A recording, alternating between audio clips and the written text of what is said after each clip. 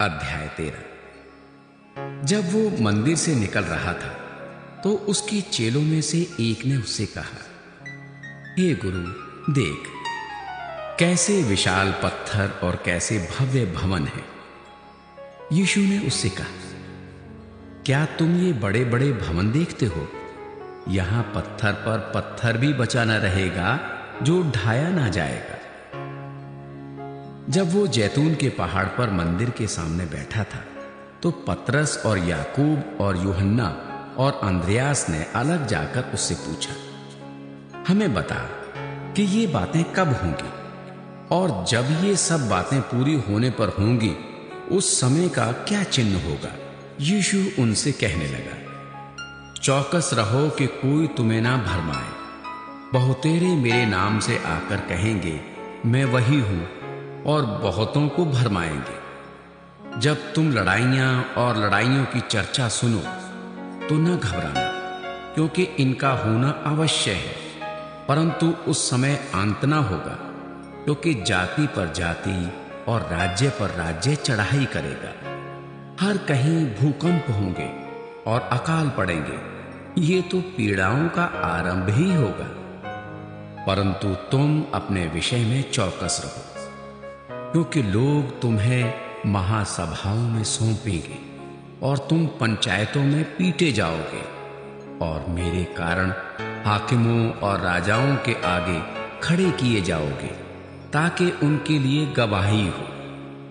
पर अवश्य है कि पहले सुसमाचार सब जातियों में प्रचार किया जाए। जब वे तुम्हें ले जाकर सौंपेंगे तो पहले से चिंता ना करना कि हम क्या कहेंगे, पर जो कुछ तुम्हें उस घड़ी बताया जाए वही कहना, क्योंकि बोलने वाले तुम नहीं हो परंतु पवित्र आत्मा है। भाई को भाई और पिता को पुत्र घात के लिए सौंपेंगे और बच्चे माता पिता के विरोध में उठकर उन्हें मरवा डालेंगे।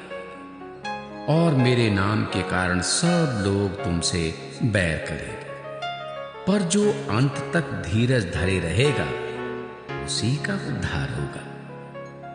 अतः जब तुम उस उजाड़ने वाली घृणित वस्तु को जहां उचित नहीं वहां खड़ी देखो, तब जो यहूदिया में हो वे पहाड़ों पर भाग जाए। जो छत पर हो वो अपने घर से कुछ लेने को नीचे ना उतरे और ना भीतर जाए, और जो खेत में हो वो अपना कपड़ा लेने के लिए पीछे ना लौटे।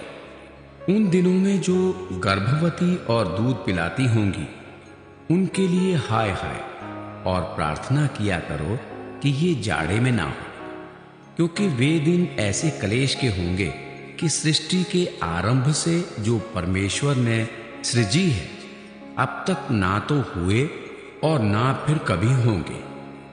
यदि प्रभु उन दिनों को ना घटाता तो कोई प्राणी भी ना बचता, परंतु उन चुने हुओं के कारण जिनको उसने चुना है उन दिनों को घटाया।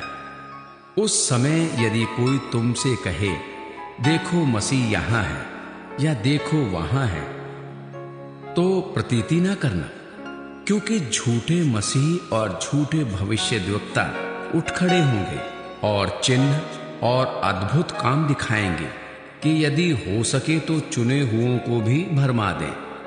पर तुम चौकस रहो। देखो, मैंने तुम्हें सब बातें पहले से ही बता दी हैं।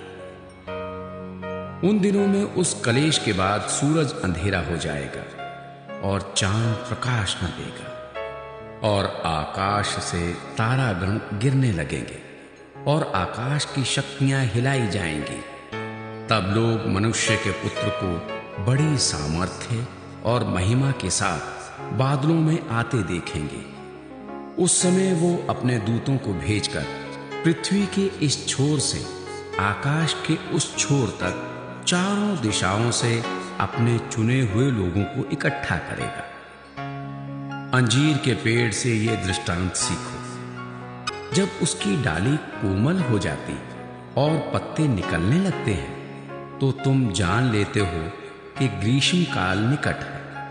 इसी प्रकार जब तुम इन बातों को होते देखो तो जान लो कि वो निकट है, वरन द्वार ही पर है। मैं तुमसे सच कहता हूं कि जब तक ये सब बातें ना हो लेंगी, तब तक ये लोग जाते ना रहेंगे। आकाश और पृथ्वी टल जाएंगे, परंतु मेरी बातें कभी न। उस दिन या उस घड़ी के विषय में कोई नहीं जानता, ना स्वर्ग के दूत और ना पुत्र, परंतु केवल पिता। देखो, जागते और प्रार्थना करते रहो, क्योंकि तुम नहीं जानते कि वो समय कब आएगा। ये उस मनुष्य की सी दशा है जो परदेश जाते समय अपना घर छोड़ जाए और अपने दासों को अधिकार दे और हरेक को उसका काम बता दे और द्वारपाल को जागते रहने की आज्ञा दे। इसलिए जागते रहो, क्योंकि तुम नहीं जानते कि घर का स्वामी कब आएगा, सांझ को या आधी रात को, या मुर्ग के बांग देने के समय, या भोर को। ऐसा ना हो कि वो अचानक आकर तुम्हें सोते पाए।